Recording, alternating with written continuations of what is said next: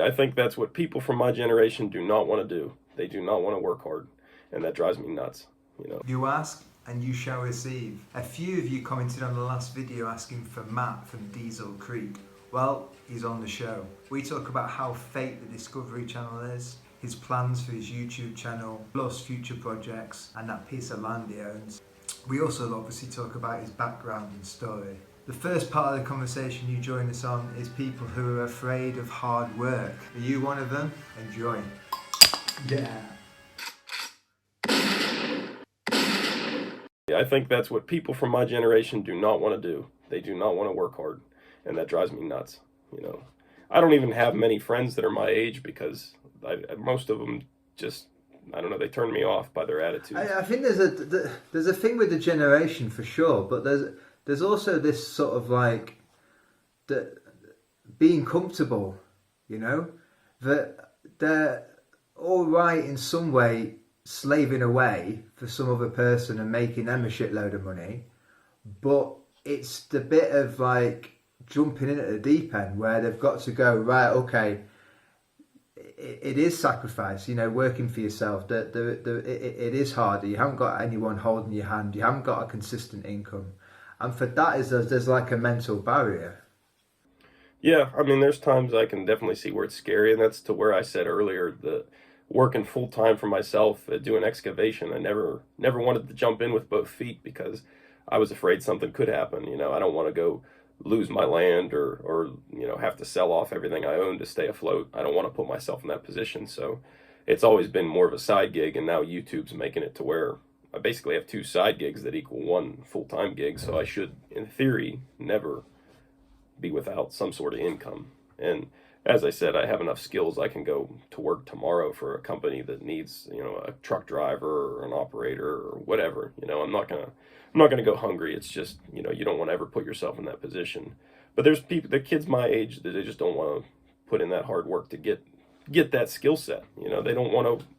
They just want to go collect a paycheck, and that I can't stand that mentality. You know, I think your great grandparents, everybody compares, the last generation or your grandparents, they went and they just, you know, they got there. There was no transition for them, and that's not true. I mean, in some cases I'm sure it is, but there was always that hard time where whoever, they had to work to get to that position they were in, and I think they just gloss over that and they don't really tell you about it. And so kids think that that's not something they did. They definitely struggled. Everybody struggled. Yeah, I agree with that. Unless you're born with a silver spoon, you're going to struggle. There's this, and I think it's a little bit of the fault of YouTube. There's like a tip of the iceberg that people see, but they don't see like the sheer determination, the hard work, the sacrifice which is below the surface. They see that, oh, on YouTube, million subscribers, whatever. Oh, it's quite easy, but it's not. And I think for advice, like for people who do want to follow in the footsteps, it's baby steps, isn't it? It's slowly each day, you know, just doing a little bit more, working in the evening, having a little hobby and developing it. You don't have to jump straight in and expect these big results. You know, it takes years. And that's the people that ask me for advice all the time. I tell them the same thing. Look, I'm up at 5 or 6 o'clock in the morning, and I'm up still at, you know, sometimes 1, 2 in the morning or later, you know, editing stuff, trying to put it together so I can put out a video the next day. But there's definitely a lot of work involved behind the scenes that people don't see the grind, and it's definitely a grind. So people don't want to do that. You know, they just think it's all come take the cash and walk away, and that's not the way the world works. My name is Matt from Diesel Creek. I have a YouTube channel called Diesel Creek on YouTube. I'm on Instagram, Facebook, but primarily YouTube. I fix equipment, I run equipment, I pretty much work on anything, and I just kind of cover my life, my projects, my hobbies on the YouTube channel. Boom. Perfect. How are you doing then? Everything good? Pretty good. Yeah, everything's good. I'm in the wonderful storage room here. I was going to say, yeah, it looks like you've got a lot going on behind you. Yeah, I just kind of made a little spot in the corner and jammed my computer in here and went to work, so it's been... Is that the new computer I saw you got delivered the other day? No, we're still working off the laptop. I still got pieces, parts laying everywhere to put it together. So, yeah, I actually ordered that on Black Friday, and it finally showed up, what, 2 days ago. I expect that's going to help bring your game up on YouTube, is it? Yeah, because it's been like working with a Stone Age computer here. I mean, it's getting me by, but it could be a lot easier and streamlined with something that can really handle it. Listen, mate, I completely understand you there. I work off an iPad Pro, and the iPad storage is only 32 gig. So Oh, it's been it's a yeah. nightmare. It is a nightmare. But it's funny you mentioned that because I don't think having the top equipment is everything. There's been things that you said in the video where you've actually had a crap lens and no one's really noticed. No, yeah, I mean, you try to keep a little bit of spare parts and backup cameras and this and that laying around, but it's, I don't know, something's always going to go wrong. You know, we're not out here running a Discovery Channel show or anything. It's making by with what we got. Yeah, is that kind of your mentality?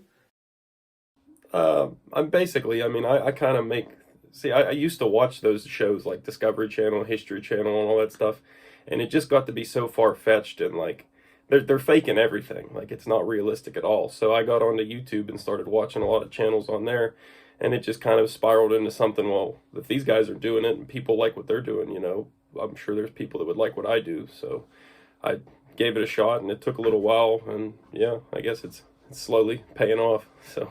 What kind of shows were you into on Discovery?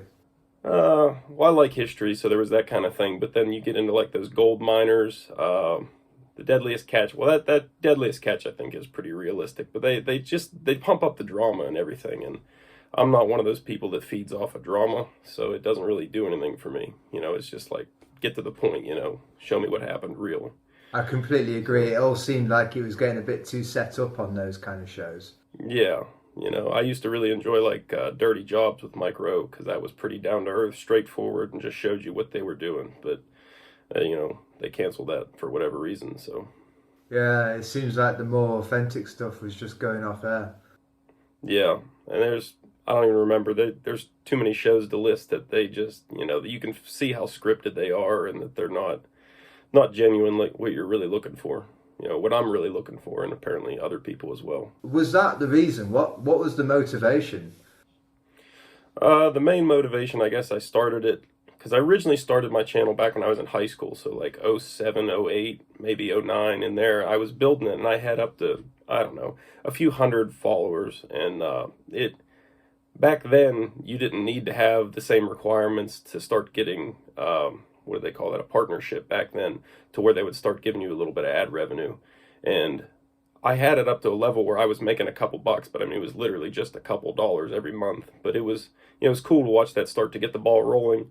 And then after high school, I got out and started working full time and everything and making real paychecks. And I was like, well, that, you know, that's a lot of work. Why am I wasting my time for a couple bucks? So I let it go by the wayside, and then found myself working across the state and farther sometimes, working crazy hours. So I wanted to start one my business would be like I'd work 5 6 months somewhere and have no life that whole time. You know, you're working 80 90 hours a week, and you know when you'd finally get done with a job you might have a couple months off or a week or two off or whatever. So I decided in that little bit of time I had all these projects I wanted to do anyways, so I just bring a camera along and film it and see where it got me. So it's gotten to the point now where I don't have to take those jobs across the state anymore or far away and work those crazy hours, which has been nice. I've been able to stay here at home and work.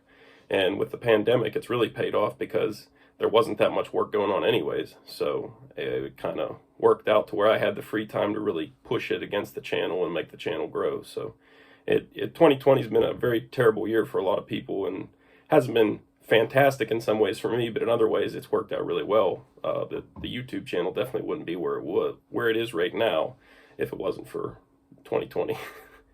So what were the kind of jobs you were doing? What were these 80-hour, 90-hour weeks? I work pipeline construction, so I was at that time I call it a straw boss, which is like a second in command on a crew, and we're moving dirt. You know, I'd have 10, 12 big D8 bulldozers that I was, you know, in charge of keeping the guys moving and keeping them pushing ahead, as well as a bunch of excavators. And we would move all the dirt for the projects as far as getting right of way cleared. So that's there's guys in front of us that would be cutting trees and stuff, and then guys behind us laying out pipe sections, and it's like a big moving assembly line. So my part would be moving the dirt, and like I said, I had a guy over me that we worked together for several years, and I enjoy it. It's a great occupation if you don't mind the hours. You make good money, but it's, you're sacrificing. Yeah, a lot of time away from home. Absolutely. So how did you get into that, Matt? What was the motivation getting into that kind of work? I've been into construction as long as I can remember. Tonka toys in the sandbox is what got me into it, really. But I don't know. I bounced around after high school. I did a number of things. I did machine. I started out as a laborer on like a grass cutting crew, and they had landscaping and excavation services too. And I kept in contact with those guys over the years, and still every once in a while I'll go do something little for them. But I jumped around. I went to a machine shop and worked as a mechanic, tearing down like heavy mill equipment and coal mine industry stuff, and then started running like lathes and mills, stuff like that. And then bounced around to another place. I was building transformers. I just like building stuff, but I just wanted to be outside. So one day my cousin called me up, and he works for a construction outfit. We're doing like road construction, and he said, "Hey, you want to come work with us?" And he was talking some good money, but they put in a lot of hours and sacrifice too. So I made that jump at the time. I didn't have anything holding me down, so I said, "Sure, I'll go." And I enjoyed that for a little while. And then one thing led to another, and I spiraled off into the pipeline industry, because in my part of the country here is like the natural gas company or natural gas capital of the U.S., or at least it was at the time. I think Texas is kind of overtaken PA right now, but we had this big natural gas boom, so there was all this infrastructure they were building around here. So I jumped on that and stayed working pretty consistently in the pipeline stuff. And then as the job started to dry up right here at home, I started just following the work and going with it. And it's like I said, it's good money. That's how I got to where I am, really, is I bought all my equipment. Everything that I have, I paid, just paid for, because I wasn't here to use it though. It was, oh, cool, I can afford this, so I buy it, and then it'd sit at home for months before I ever got to touch it. So what was the bigger plan then with the equipment? It sounds like you had a goal in mind when you were buying this equipment. I always kind of did side work and stuff, because I actually bought my first piece was that skid loader. I bought that back when I was working at the machine shop. I actually bought that from the landscaping people that I started working for right after high school. So I bought that and just used it for myself. I had like a motocross track by my house here, so I used it for fixing that kind of thing up and just doing side work, little jobs. When I bought it, I didn't even have a way to move it, so it was kind of useless. It was just basically a play toy.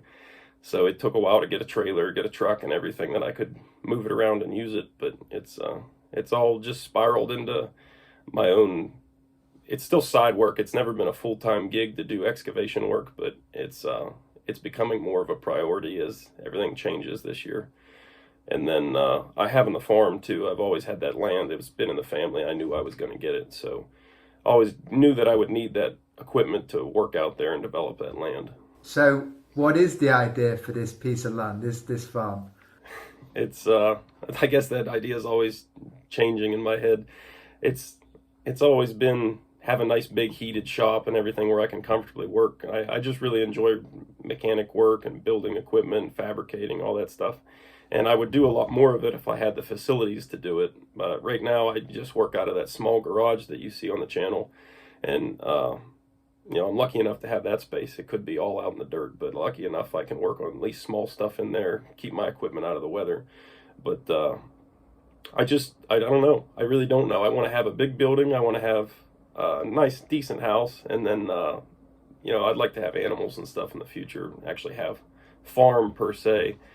A lot of people ask that the land was all my grandma's at one time, and it was split up into a few pieces. My uncles got some, and my dad got some, and now I have part of it. So it is still farm. There's cows in my pasture all the time, but they're not actually mine. So a lot of people are like, "Oh, that's just a piece of land." I mean, it is, but it's just, in my head, it's always been called the farm.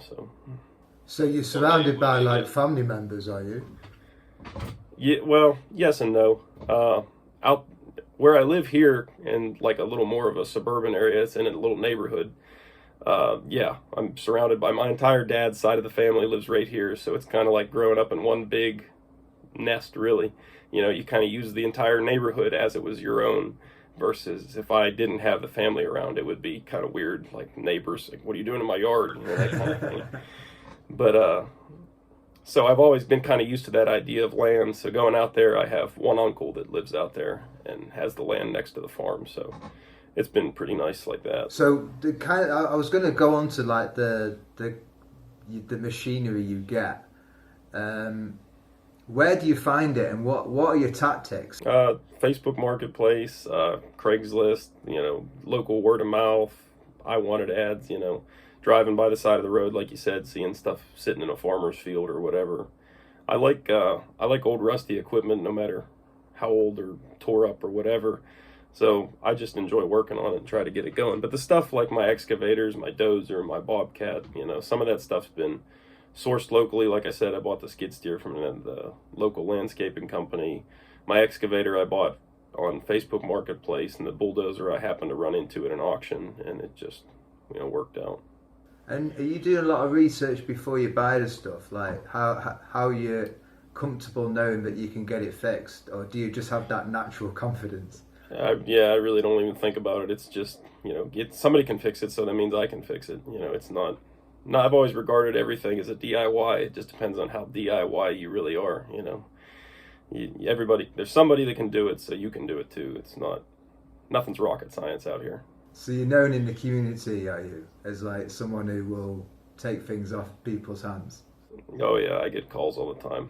Yeah, I bet you. Yeah, you like what that? about this old whatever it is? Well, you want to come look at it and see what you give me for it, or you can take it for free or whatever. So there's a lot of stuff over the years that I've done that unfortunately didn't make it onto the channel that would have been great content. You know, I've had several different pieces of equipment that are long gone now. So it kind of strikes me that there's like sort of three aims with the machinery. We've spoken about you wanting to use it for the farm at some point. Obviously using it for your business, the property maintenance business. But there also seems to be like a flipping it side of like make a bit of money. And on top of that, there's also like a visual design appeal, like the 57 Autocar truck and the 93 International. Seems that you just like fall in love with that kind of design, and you want it for that. yeah, there's always been that element of, oh look, there goes a cool semi or some old truck or anything. A lot of people like old cars, and I do too. But I don't know, something about trucks. It's just you don't see them as much. There's a certain, I don't know, beauty that they have that not a lot of people see, I guess, that I've always really liked.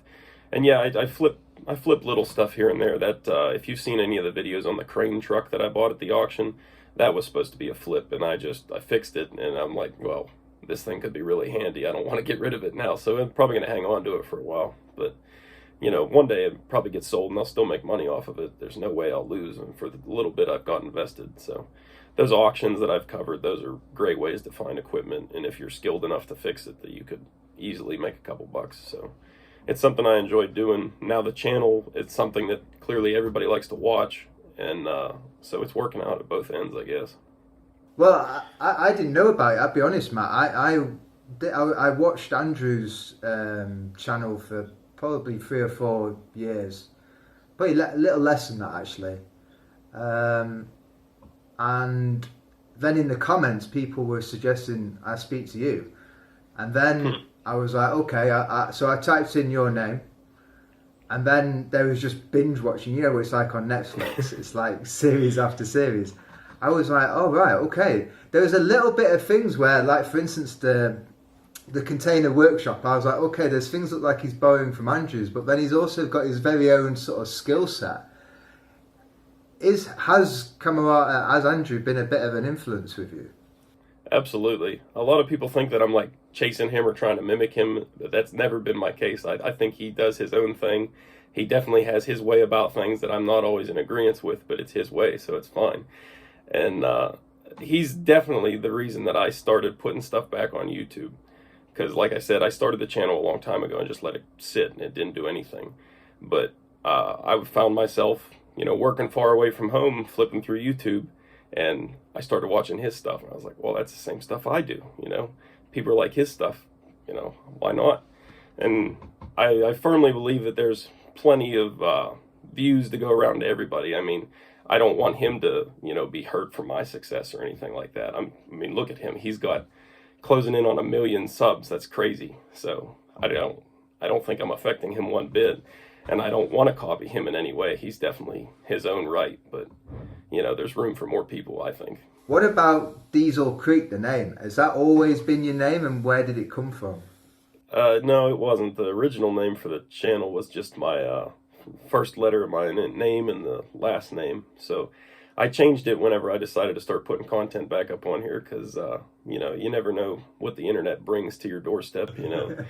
People can track you down. It's a small town. People around here already know me. I've been working down at that church project before, and people driving by yelling Diesel Creek as they're flying by. People find you. But it was a very unfortunate day where I came up with a name for Diesel Creek. I had a big fuel tank here sitting at home, and it was full of diesel fuel, and not thinking, I had this tank sitting on a French drain bed behind the house, and it had been a rainy season. It was coming into fall, and I found myself again working far away from home, and I got a phone call from a family member that said, hey, I don't know what's going on over here, but the DEP's here, the environmental protection people, the fire department, everybody's here.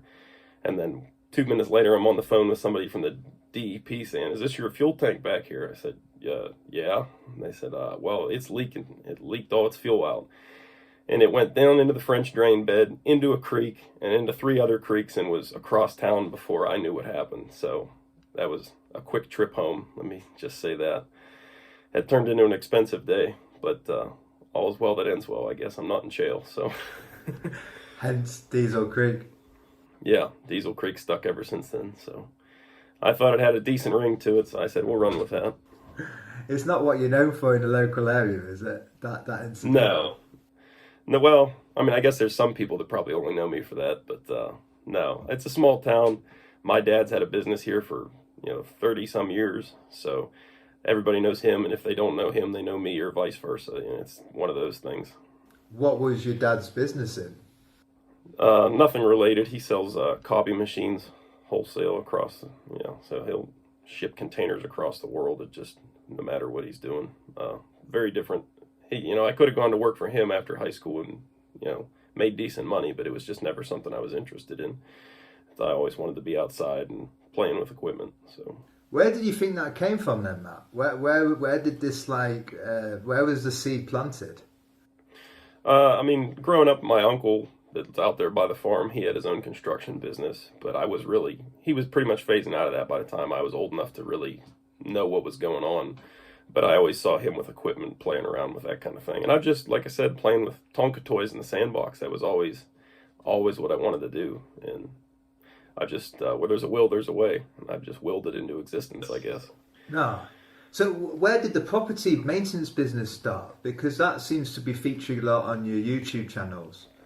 Kind of out of necessity, I guess. You have all this equipment sitting here, and it's just, if you're not using it, it's costing you money. So in any free time, like I said, I am ambitious. Any bit of free time I have, I was always trying to take on jobs and keep that stuff busy, keep me busy, and make a couple bucks. So it's it's like a hobby that's can make you money if you play your cards right, but definitely costs you money if you have a breakdown or whatever too. So to not use it on a full-time scale is challenging, because when you do have a breakdown or something, if that job was the only job you had scheduled that week, then that breakdowns now cost you money rather than made you money.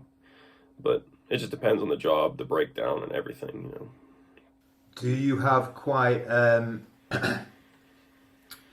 when you see equipment, do you have to run it past anyone? Like, you see something you want on Facebook Marketplace? Because I see the outside of your house and there's a few projects going on. Is there a pressure that builds up? Yeah, for sure. There's I got the wife living here now. When I was younger, I didn't have to worry about anything. I just see something, and if I could afford it, yeah, sure, I'll buy that. But now it's a little tighter budget. I mean, she understands. She lets me play and get the stuff that I want to do, because at the end of the day, it's not always costing me money. A lot of times I'm making good money with this stuff. So, and now with the aid of the YouTube, it's definitely become more profitable to buy some piece of junk and fix it up. So as long as it works out in the end, she's pretty okay with everything. You know, sometimes she grumbles a bit, but she's all right with it. As you've progressed, there seems to be a bit of a trend going on with wanting to work for yourself and not other people. Oh, absolutely. I mean, who wants somebody breathing down their neck or, you know, watching them all the time? You know, why aren't you doing this or that? Or you're not doing this good enough, you know? But a lot of I people mean, do that. A lot of people are in those situations. yeah, I mean, I've always kind of figured that I would be too. My dad's had his own business for 30 years, like I said. My uncle had his own business for, you know, a long time. My aunt had her own business. So there's a lot of entrepreneurship in the family that I've always kind of grown up around and seen the pros and cons of that. So I don't know. It's on one hand, I feel like it's definitely worth it to be your own boss, but at the same time, you're the first guy with the headaches. You're the first guy that doesn't get a paycheck if something goes south, and it's just, you know, I don't know. I would never wanted to rely on it to be 100% of my income. I never wanted to rely on it to be somebody else's income on top of that. If you have guys working for you, then the pressure's really on that. I mean, because if you can't pay your guys, you know, what kind of guy are you? So the aim is to just keep it this kind of one man show. One man or two at the most, I guess. It kind of, the way my uncle describes it is you build the monster, then you got to feed it. So the bigger you grow, the more you got to show. You know, you got to keep that work coming and make sure you have stuff for your guys so you can put food on the table for them too. It's a lot of pressure. He would always say he wouldn't hire people that had a bunch of family. He would only hire like drunks at bars because it didn't matter if they didn't get their checks. Good advice. I guess. Then your quality of work's down, so I don't know. It's six of one, half dozen the other again. You spoke about when you were smashing. You were talking about the roof for the container ship, and you went off on one, and then you pulled yourself back in with a voiceover about talking about ADHD, and I like linked in with that because I have ADHD. Was that something you were diagnosed with it like early on? I guess no, I've never been officially diagnosed with it, but I've read all the symptoms and I guess WebMD'd myself into having it for sure. I'm sure I've done it already as I've talked to you. I'll just get off on these tangents and never answer the initial question, and you're like, what? I'm really bad about that, you know, but I don't know. Some people, I've watched videos, that Stanley Dirt Monkey guy, if you've ever seen his stuff on YouTube, he's got a theory that ADHD leads to better contractors and better people that can like break stuff down in their heads. I don't know if there's any merit to that, but I'd like to think so. Maybe that helps people like us, I guess. I don't know. I think everyone has it. I think it's just how much like you have those kind of characteristics. Because you know it is a blessing and a curse sometimes. Because I don't like to sit still, and I can see that you don't like to sit still. And like you know, Christmas period when it's like, you know, there's like eating and sitting in front of the TV. I can't stand because I'm like, you know what? I need to go and do something. I need to go out there, and get busy. I 100% agree with that. Like, I used to love the holidays when I was a kid, and now the older I get, the harder it is for me to do all that running around and, you know, just hang out with family and everything. It's not that I don't like my family. I've got stuff to be doing, you know. Like hunting season's a big thing in our area. Like deer hunting is like, you know, a holiday. Literally, they don't have school on the opening day of deer season here. It stops, and I'll go once in a while, maybe for the first day. And the whole time I'm sitting out there in the woods going, man, I could have had stuff done by now. You know, this is just wasting my time. I can go buy meat at the store, you know. I definitely can't sit still like that. I've never been good at that. My dad tried to take me fishing when I was little. Can't do it. I cast out there, I wait 2 seconds, and I'm done with this, you know. I got other stuff to do. Got to be busy with the hands. Yeah, just impatient too. Yeah, I get that one. So when you kind of like not busy with your hands, you're not editing. What are the other like little hobbies you have? Watching YouTube. Pretty much all my hobbies are covered on YouTube. So that's one thing that's Okay. cool is I get my hobbies in with my job right now, which is, you know, definitely unique. Not a lot of people get that opportunity. So, and I enjoy running the equipment. That kind of spiraled off as a serious hobby that's turned into making money. So it's, you know, I enjoy wrenching on stuff. I enjoy running equipment. I enjoy making the videos now. So I'm always getting to do what I'm enjoying, which is my goal in life, I guess, really. Who are those influences on YouTube? Who are you watching? I watch a really wide variety of people. Watch Wes work has been a cool one to watch. He does a lot of diagnosis and diagnostics on vehicles and stuff. That's one thing I have problems with. So like electrical, in-depth electrical stuff like that, I never was good at. So he's been a good one. Definitely Andrew, obviously. He's been a big motivation to get my stuff, I guess, online, you know. Who else? Let's Dig 18. He does amazing work. You know, Hamiltonville Farms has been a cool guy to talk to, and he's definitely helped me a lot on YouTube getting things rolling. He's got a whole different mindset into this than I had going in, so it was cool to get somebody else's perspective on it. How did you two link up Jay then? Paydirt. Go ahead. How did you two link up? He reached out to me one time, and because our channels were about the same size there for a good while, he said, you know, hey, give me a shout out, I'll give you a shout out, and we'll cross pollinate a little bit. So we did, and then we started talking from there, and you know, we've been talking pretty much a couple times a week here and there ever since. So it's been pretty cool. Sometimes looking back at the past year, it's kind of like when my channel really blew up, and it seems like it's been so long now, but it's not. It's only been a year, and it's been kind of cool to watch the growth there. But I feel like I've been talking to him for a couple years now, and it's only been maybe 6-8 months. So I don't know. There's a lot of cool things hopefully we'll get to do in the future. You know, I'd like to link up with some of these guys and do a little bit of collaboration work, see where things go. Yeah, that'd be cool. That'd be cool. Is that the one thing you've seen with the YouTube? Like, I suppose, as I said to Andrew, there's an advantage and disadvantage. There's a community with YouTube, and I when I was watching your videos, you do like to call out what you say the naysayers. Yeah, I try not to too much because I know people don't really like Provoking the guy, them. you know, yelling back at them. But sometimes it gets really frustrating because you have these people that, you know, clearly by what they're telling you in the comment, they don't have a clue of what's going on or the scope of work or what needs to be done for this and that. There's like a video I have where I put a gravel floor into that shipping container shop, and I couldn't tell you how many comments on that video there are saying, all that work, you put all that gravel in there, that was so much work. Why didn't you just put concrete in there? You have to put gravel down before you ever put concrete down. So that was only step one in putting concrete in there if I want to. Plus the cost is through the roof, you know, and these people have no idea. So it's frustrating that way, but that's why I try to like break it down to a level where even people that don't have a clue what's going on can kind of see that there's more to it than they probably think. I try to keep it that happy balance between not so in-depth that only, you know, people that are in the field could stand to watch it, or people that have no idea what's going on can also stand to watch it, because it's like that happy medium of content. But you got to gloss over a lot of stuff because you can't go full in-depth. I mean, your videos would be 10 hours long. It's ridiculous. Yeah. Where's that strategy come from? You obviously read the comments then, do you?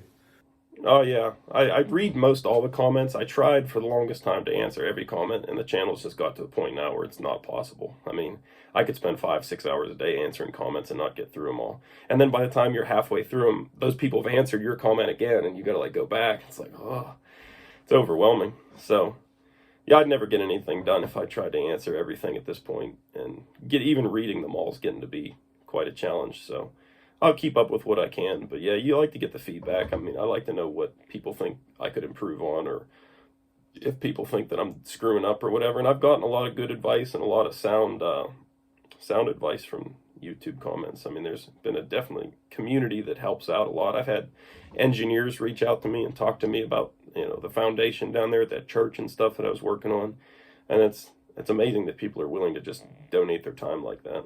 So I'm definitely very appreciative of that. You know, it's just humbling. Yeah, the community side is really nice. How do you feel that when you're working on that church and then someone's screaming out and honking the horn at you? Is that a little bit like what's going on there? It's weird, and you know, I still don't consider myself to be any sort of fame or celebrity or anything. I'm just a guy that turns a camera on himself and puts it online. But from a small town, you know, where the only people that knew my name were people that knew my dad, basically. So being out and about, I've been recognized like 3 or 4 times now, and it's like bizarre. Like they're like, "Hey, I know you. I watch you all the time." And I'm like, "Really? Cool." You know, I mean, it's cool. It's humbling, but at the same time, you're just like, "This is strange." You know, it's never a feeling that I expected to have. You know, but it's cool. It puts a smile on my face every time. So I'm glad there's people out there that enjoy it and want to keep watching. Nice. That's good. What about like the future? Because I saw you. Is there merchandise coming out? Can you give me any information on that? Because I know you were looking for a Uh, graphic designer. I wish I had more information on it. It's one of those projects that I keep poking a little bit at a time, and I'm getting it further, but I haven't got the ball completely rolling yet. I've really been wanting to find somebody that can do the right logo for me. I've got a guy that's supposed to be working on one right now, but he's like me. He bounces around on 20,000 different projects, and he's working on the body on a Chevelle this week, and next week he's going to be drawing my logo. It's just he's one of those guys, but he's a really cool artist. He's a local guy, so I picked his brain, and he said he'd do it for me. But how soon it gets done, I don't know. I need to go poke him. But yeah, I definitely want to have merchandise. It's definitely cool to see people walking around in a T-shirt that has your name on it. So that's something I definitely want to go to. I don't want to go crazy, but hats, T-shirts, maybe some stickers and license plates or something. But I don't think that's going to be any giant revenue stream either. But it's just going to be another cool thing to have out there. Help spread the word. So kind of like creativity aspect to it. What about the projects then? So put merch to one side. What have you got going on at the moment, and perhaps what are you dreaming in your head that you want to go and create? Uh, well, there was one the other day. I like history, like I said, so I was watching something about tanks, and I was looking at some of the designs from World War I tanks, I think it was. They're pretty simple. I was looking at that going, man, if I had a couple hours with this and this and a little bit of space to build this, I could build one of these tanks. So I thought that would be a pretty cool project in the future. It's nothing I'm going to get a jump on right now.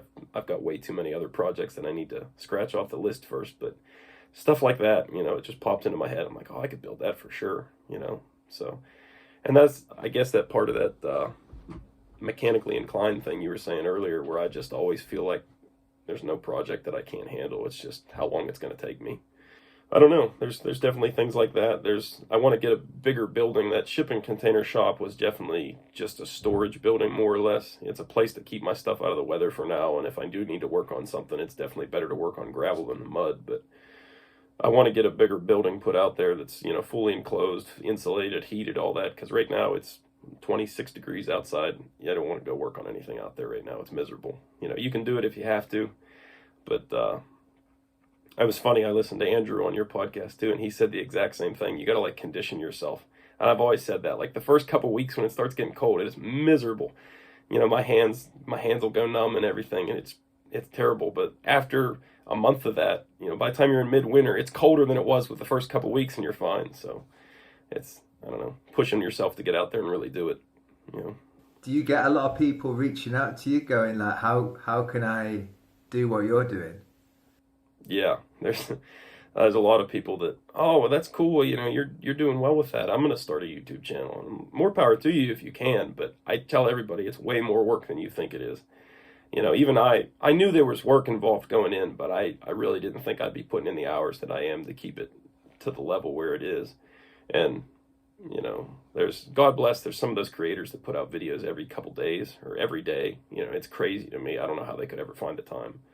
There's definitely people out there that are more motivated than I am, and I respect that, because I consider myself to be pretty motivated, but I could never do what they're doing.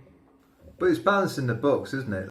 Yeah, pretty much. I mean, like I said, some projects have sat here in the edit folder for, a couple months before they ever really get put out. But yeah, pretty much as soon as I finish one, I try to get it done and edited and put up. Sometimes I'll be working on something and think I'm ready to go for a video the next day, and then I realize I'm missing one, like a closing scene or something. So I'm out there in the garage at 11:30, 12 o'clock at night trying to hurry up and finish one little shot just so I can finish a video. Get up at 3 in the morning to click the upload button and go back to bed. So, what advice have you got for people who want to get into this YouTube game? Do it because you want to do it, not because it's, you think you're going to make money at it, because, it's still not, even being where I'm at, it's still not a replacement for a job, I guess. It's only been through luck that it's kind of worked out for me, because I have a side business that is also the YouTube content. At times that works out. You gotta want to do it, because it, like I said, it's a lot of work. It makes everything take so much longer. Understand that if you're going to film something while you're doing it, changing your oil, that only takes me like 10 minutes to change oil on something. But if I was trying to record it for YouTube, it's going to take me an hour and 10 minutes. Like, it's ridiculous. And you wouldn't think that putting a camera somewhere and just clicking the record button's hard, but it just takes all your time. And then you still got to edit it, and people. Well, when you are filming it at the same time, it's not just sticking a camera down. It's you've got to have it like well lit. You've got to be narrating it in a certain way. The angle's got to be right. The sound. And not only that, if you're doing something creative at the same time, you've also got to be thinking about the project as well, and where you're putting everything, where the tools. Mm-hmm. Oh yeah, because I'm always looking for that wrench I just put down. You can never find the stinking thing. But yeah, it's definitely a brain exercise for sure. And the longer I do it, the more I try to better myself about those things. Where I'm putting the camera, how much light it's got. And I want to upgrade equipment as I go. I want to get better at this. I want to make it a more of a legit program. Whereas at the beginning, if you go back and watch the videos from when my channel first took off, the videos are terrible. Like, I have a hard time watching them. But at the time, I was like, this video is awesome. I did a good job. Look, the logo slides across the screen. I did that, That was really something for me at the time. And now I'm like, well, that looks terrible, So I definitely want to keep pushing it and bettering it and making it more watcher friendly, I guess, But at the same token, I don't ever want it to be that Discovery Channel show that's like so well put together that you can just tell it's overproduced and the content really isn't there. It's just all the camera angles, I want the content to be what people really come for, not the good camera angles. That's the key, isn't it? The story is the biggest thing, that what you're trying to say. The equipment is sort of like lower down the priority list. Yeah, I mean, there's like Wrangler Star's a channel that I watch. If you ever watch him, he's like a homesteader kind of guy, and he has a ton of money invested into camera equipment. I mean, he shows his equipment all the time, and it's crazy what he's got invested. And I'm out here just doing this with a GoPro. No, he's got over 1 million followers. He's definitely in another class, but for the videos he puts out, he worries about the camera, everything looking perfect. And his shots are beautiful. I mean, it's a very professional looking video that he puts out, but I don't feel that that's not why I watch his videos. I watch for whatever he's working on. So I think for a lot of people, it doesn't matter if you're, putting out a beautifully masterpiece, 5K video or whatever. It's just that they can see what you're doing and hear what you're doing, You talk about equipment. You said GoPro, and I see your phone always in your pocket. So what is it? GoPro? What model? I use a GoPro Hero 7. It's not laying here right now. A GoPro Hero 7 Black. That's been the camera that's really made this feasible for me, because in the past I've had other ones that were they didn't quite cut it. And I'm actually looking to upgrade again, because that one's been through the ringer and it's about ready to retire. It's had trees dropped on it. It's dropped into buckets of oil. God bless that camera. It's been through some stuff. So they're pretty tough. I like them. They fit in your pocket. You can just run with it. And the wide angle makes it nice. You don't have to focus as much. You just kind of point it in the general direction and you're probably going to get the shot. So it's pretty nice. And your phone as well, I see you use? I use my phone a little bit, if I'm away from the camera or something, or if I have the camera covering another angle, I don't want to go set up another camera. I do have other cameras, but for the most part, it's just that one GoPro and the phone and the drone. I use the GoPro or a DJI Maverick Air, which I like, but I'm getting ready to upgrade that one too. So it's all, I guess, kind of keeping relevant. I don't need to have the latest and greatest, but you need to stay up to where it looks and performs decent. Has that been something you've enjoyed getting into, that kind of like drone flying, that kind of drone footage? That was something that I really thought when those first became popular and like affordable, and they weren't $10,000 to get one that looked decent. It was really cool to watch some people's footage with those. That Wrangler Star I was talking about being one of them, he had some really cool drone shots, and I thought, wow, it'd be cool to get one of those. So I definitely, when this started making a couple bucks to where it was feasible to get one, I said, I'll do that. And I think it really changes the game. It really makes you look like you're a little more cinematic. Not that I'm going for that, but it's just that level of professionalism, I guess. Changes the angle a little bit. Gives the viewer a different experience, I suppose, of what's going on. Yeah, it's definitely cool to watch stuff from overhead. And even I've found myself just staring at my own footage, going, "Oh, that's cool. I never realized I do this, or that this piece of land looked like that, or whatever it is." It's the drone footage has always really just captivated me. It's cool to see stuff from the air. Is there anything I've missed, Matt? that you'd like to get out onto the podcast? I don't. I don't know. I guess just don't be afraid to do anything. Like if you have a dream and you want to go work on equipment or whatever it is, if there's somebody out there that can do it, you can do it too. It's not that you need to be some crazy skilled person or have a degree or certified to do this or that. Anybody can do it. So if I'm doing it, anybody can do it. So kind of like build your confidence up, maybe like start with something small. Yeah, I mean, I literally started working on stuff when I was in kindergarten. Was the first thing I ever fixed on my own. There was like a toy that the teacher was going to throw out, and I said, "Oh, I'll take it home. I'll fix it." I assumed she just thought she was giving it to me to take home, and she'd never see it again. And I came home, got a screwdriver, and ripped it apart, and found whatever it was. There was like an eraser jammed into something, and I put it back together and took it back to school, and it worked.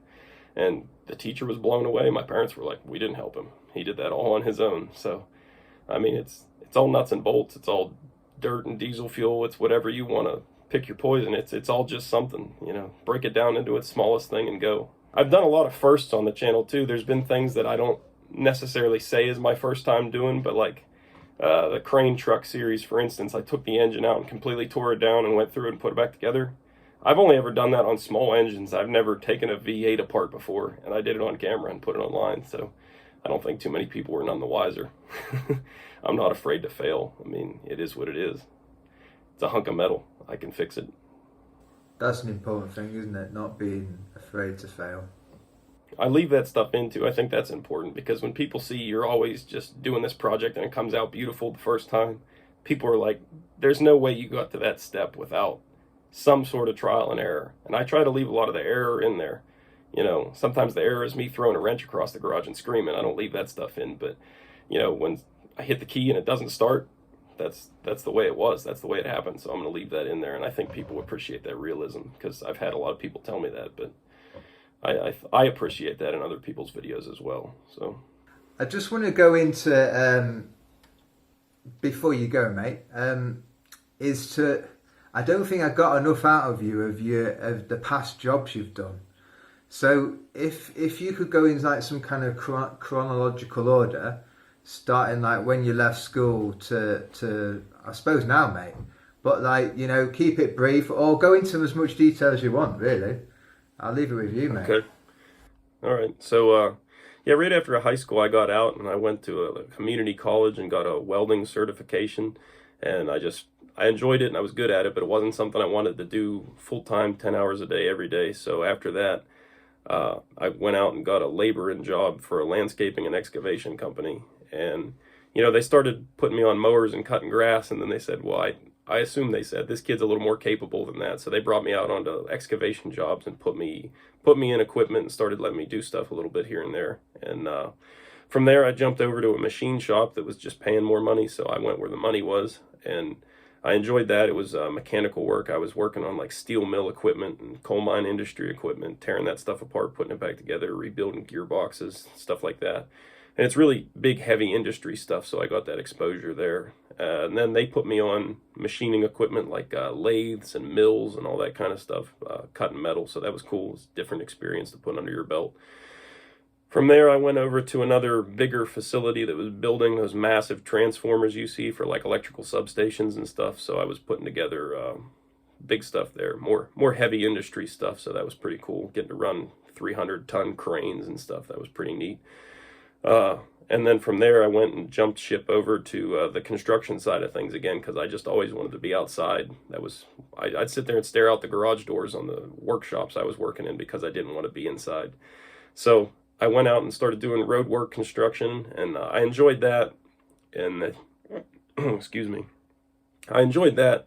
And then again, one day the phone rang and another door opened. I went and jumped across and started doing pipeline construction because that industry was booming in our area.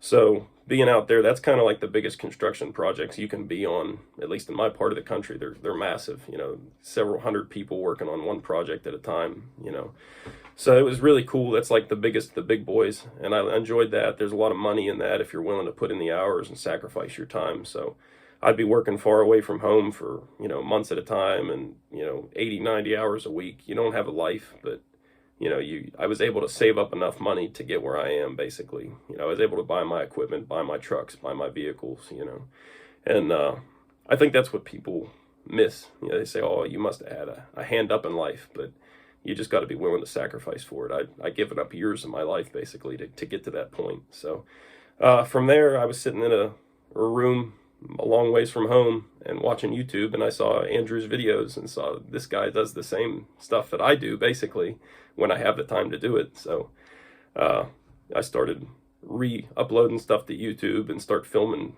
current projects that I was working on once I got off of that job. And yeah, been kind of with it ever since. And it's been, with 2020 panning out, I've been transitioning more and more into YouTube and staying local, trying to work local construction again. And then when the pandemic really hit, there's construction work kind of dried up, and I've kind of leveraged myself into a position with YouTube now where I'm okay. I don't need to, I want to go back to work to have the benefits and all that stuff, but YouTube's keeping me afloat, so that's pretty nice. It's been cool to work yourself into that position. Mate, that was good. Thanks. Going off on tangents again. No, I like that. No. Matt, thank you very much for your time. Yeah, thanks for having me, Sid. What's Appreciate the plan for the rest of the day, mate? I got an 88 Ford Ranger sitting in the garage I'm going to go work on, so that one's been 10 months sitting out there in the driveway waiting for me to touch it, so hopefully get something going on it. So why the sudden thing today that you're going to work on that? Have parts arrived or something? There was some of that, and then I just got that, I don't know if you saw the Jeep Cherokee project I was doing. That one's done enough to where I can get it out of the way in the garage and slide something else in there. The wide variety of content, too, is I think what a lot of people like about my stuff. You never know. One day it could be working on a Jeep. The next day it could be, building the foundation for something. It's whatever I'm working on. You never know. And the ADHD keeps it fresh. Keep them on their toes. Yeah. Lovely, mate. That's the end. We keep going on little tangents where we keep going into another conversation, but I'll cut it there, bro. Yeah, thank you for having me, man. I think this is pretty cool. I'm glad I could get to talk to somebody that really wants to know, or I don't know. It's just a different kind of thing for me. I've never had the experience, so I appreciate you having me. No problem.